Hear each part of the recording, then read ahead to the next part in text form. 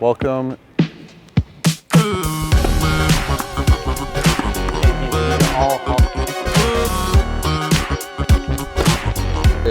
tipsy. And they literally.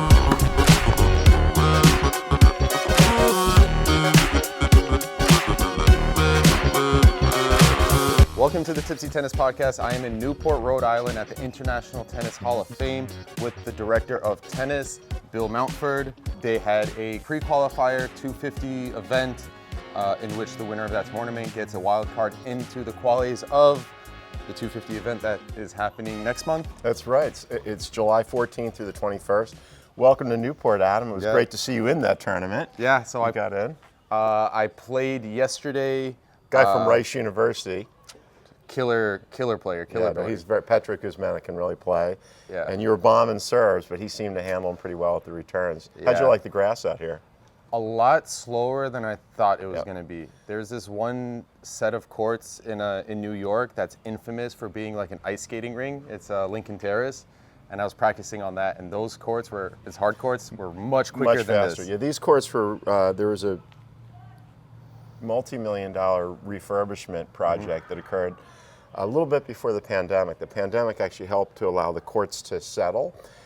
These courts are now perennial rye with just a tad bit of Kentucky bluegrass, so they play very similar to the Queen's Club and even the All England Club at Wimbledon. In the old days, it was Poa grass, which is very similar to what they'd have at the Philadelphia clubs, the Long Island clubs, or Longwood up in Boston, where the bounce is lower. These courts, it's almost like a medium hard court. Yeah. But the footing is still very much so like grass, so it's harder to get out of the corners. Definitely. So one of the first questions I love to ask my guests is, how did you start playing tennis? How did I start playing tennis as a kid? Yes, origin stories. I mean, it's hard to even remember back that far. My father was a pretty good tennis player, and I remember being at, my grandparents had a place at the Jersey Shore, and probably just to get us out of the house, he took me and we just started playing, and then we belonged to a club, and I used to just hit with my dad a lot, and just loved it. And I grew up in an era where tennis was just super exciting era. It had Bjorn Borg and Jimmy Connors and Chrissy Everett, and it was really culturally very popular. And I just really got caught up in it as a kid and fell in love with the sport, and it's been with me ever since. And so how did you take that early passion and develop that into a career?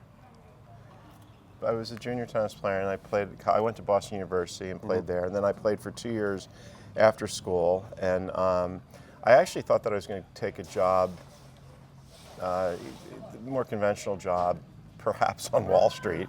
I'd interviewed for some positions and thought that I was going to start, and an old mentor, a friend of mine, God rest his soul, named Gene Scott, he used to be the publisher of Tennis Week, sort of made a comment that, and he sort of encouraged me to stay with tennis. And I started running a junior tennis academy in the Princeton, New Jersey area.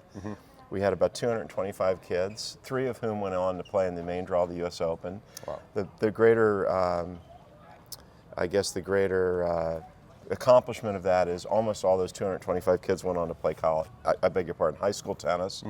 And I stay in touch with many of them, and they were, they're still avid, sort of really love tennis and their experiences. So it maybe wasn't exactly what I thought I was going to do when I left college, but very happily it is what I've become, I've been very lucky. What's the most fulfilling part about being in the tennis space and being a director and working with these juniors? Well, I certainly don't work with just juniors now, although I have 2 children, probably my own 2 children say, Dad, you should work with us less these days. But the most fulfilling part of working with juniors is, of course, helping them discover their passion and helping them along the way. And for a select few of them, it's just absolutely help them in trying to, get to the level that they can play in college, and especially using tennis as a vehicle to maybe get into very good schools. And to me, playing college tennis is just about the ultimate. It's such a fun experience. I'm such a huge believer in and advocate for college tennis, being there with 10 of your best girlfriends or your best buddies if you're on a men's team, and getting to travel and train, and you have that built-in little family, and there's almost nothing comparable to that. And then for the very, very, very select few, there's, you know, the kids that go on to try to play. I mean, that's really dog eat dog and very difficult. That's such a select bunch, as you know. Yeah. But you know, I think that it's sometimes just as fulfilling to take a kid who doesn't have a lot of physical literacy and get them to learn how to kind of hit the ball well, and get a sense of accomplishment in a sport and develop confidence through that, as compared to just the kids that go on to play at national championships and juniors and all that. And bringing up like juniors and kids who aren't so physical. Yeah. That he made a comment yesterday when I was playing against Petro. I mean, this guy was like an amazing player, and you could tell like his confidence on the court. He's like Petro. Yeah, he's very cool on the court. But then the second you take him off the court, he's like a little bit timid, a little bit shy, like quiet. That's a good point. As you can see, we're standing on the grass courts here.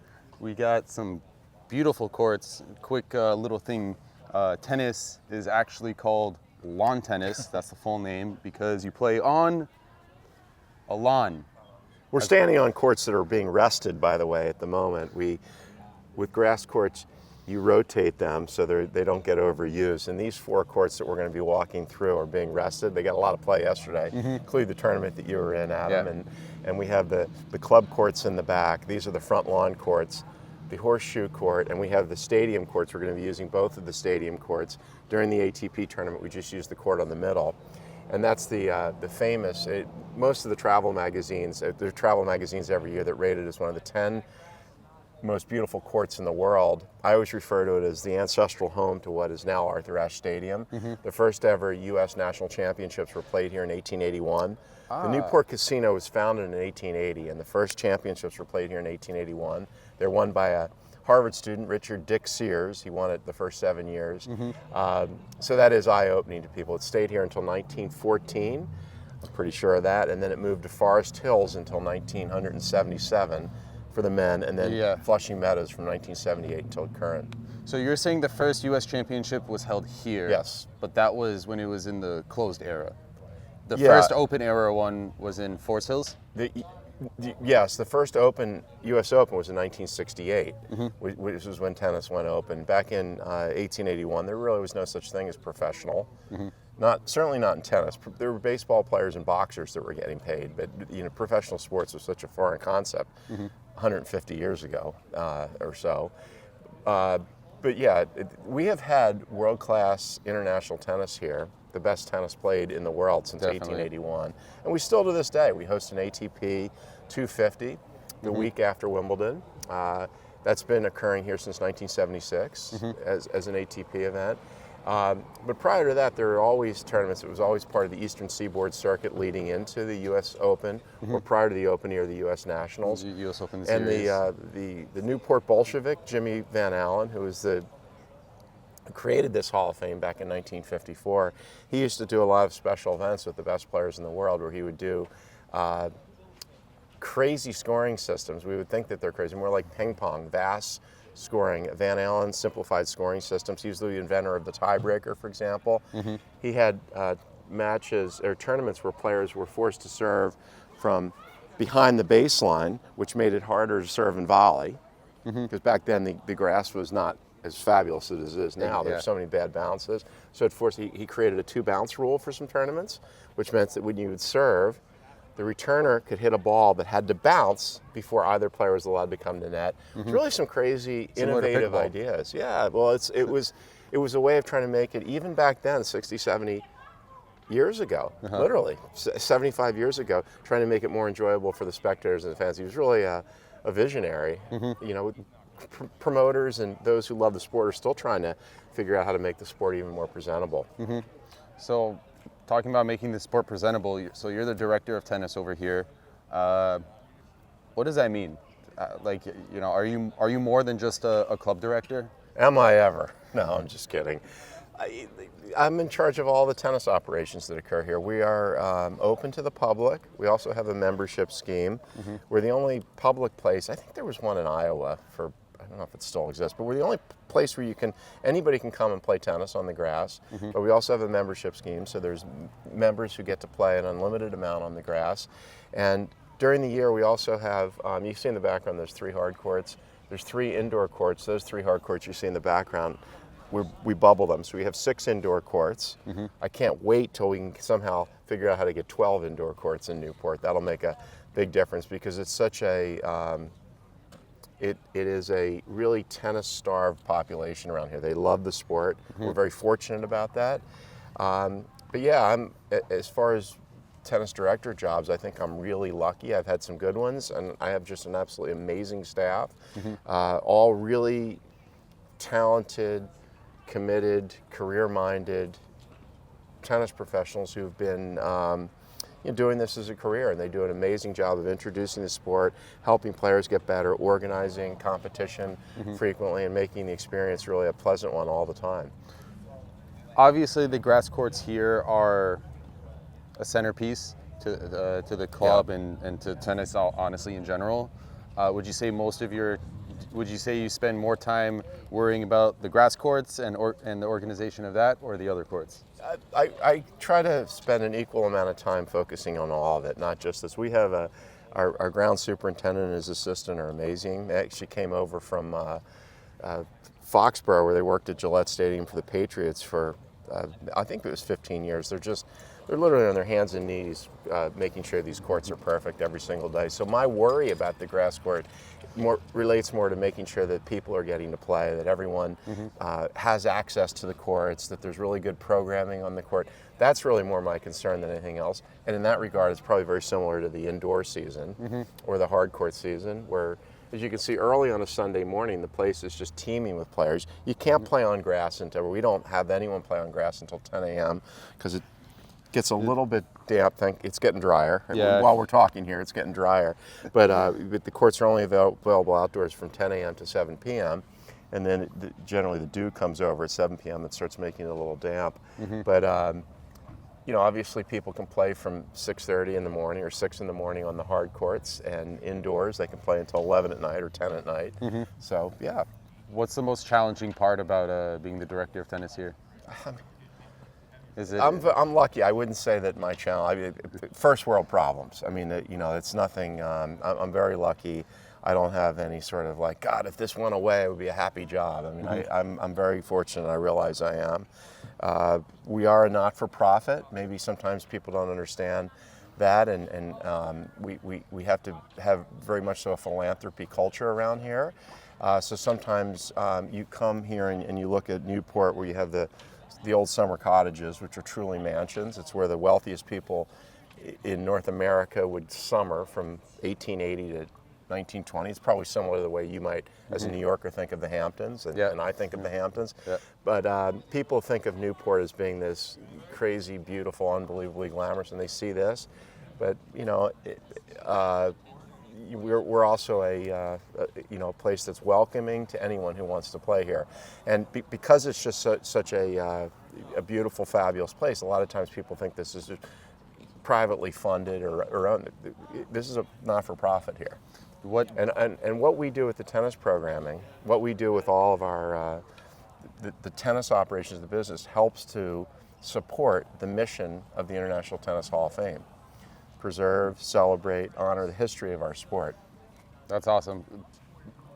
Because it's public and anybody can walk in, have you ever had any incidents where somebody was like causing a disturbance? Yes. Like what?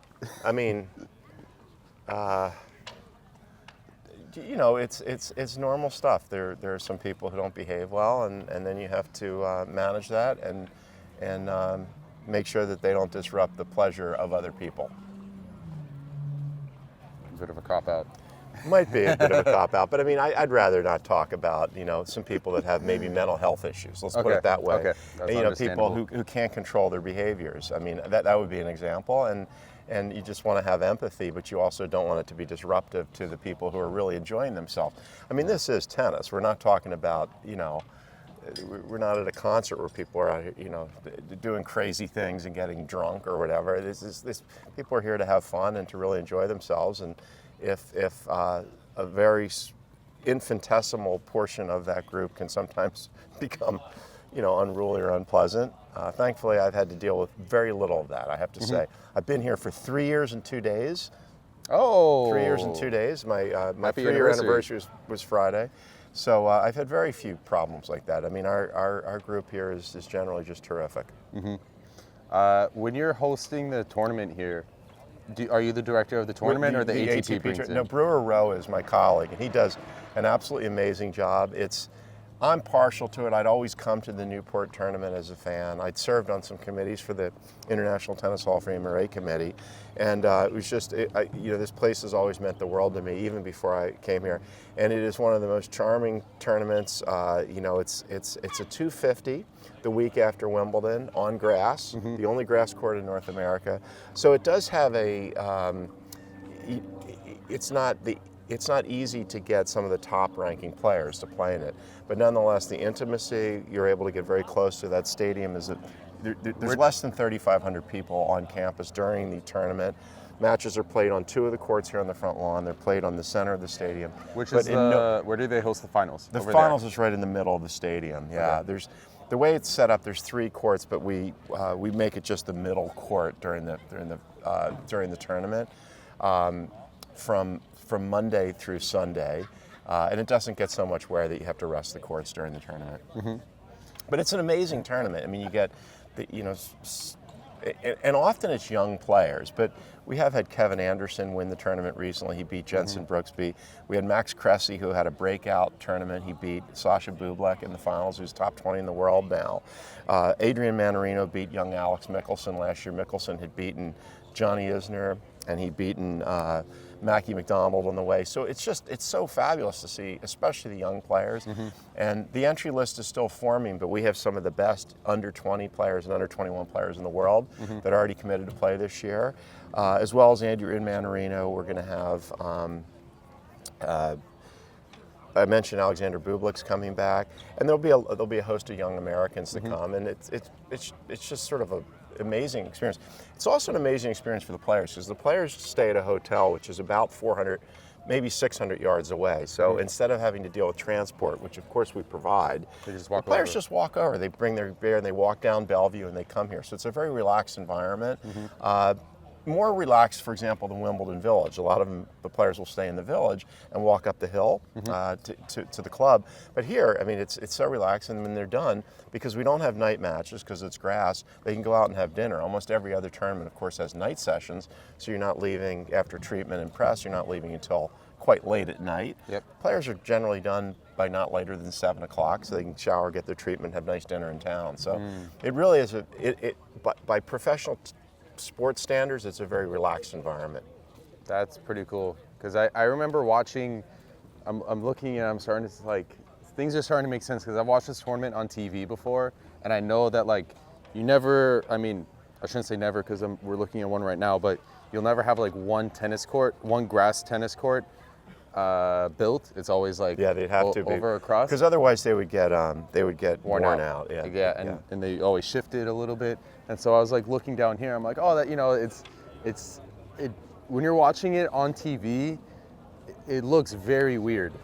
It looks very weird seeing like such a broad space for the tennis court. You're like, is this even a center court? Like, what it looks like it's just like kind of blended in with the rest of it. We make it a lot more intimate, because of course there's the player chairs, there's the photographers, there's sponsor boards on the side. So hopefully you'll come back to the tournament July 14th through the 21st. The qualifying is that Sunday the 14th.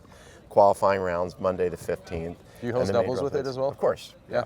It's a 16-draw doubles, 32-draw ATP 250s have 28 players. So the top 4 players have are seeded, so they start round of 16. They get buys in the first round, yeah. Indeed. All right, to wrap up this interview, I just want to ask you a couple. They're kind of dumb questions, but you'll I think you'll find it amusing. It's always good to preface it with, here comes a dumb one. So, okay, let's say you have a tennis racket. Fordham University, huh? This is the Fordham education right here. Let's say you had a tennis racket, and you drilled a hole through the grip, and it was hollow, and you could put any snack in it while you're playing a match. What would you fill it with? How big is the hole?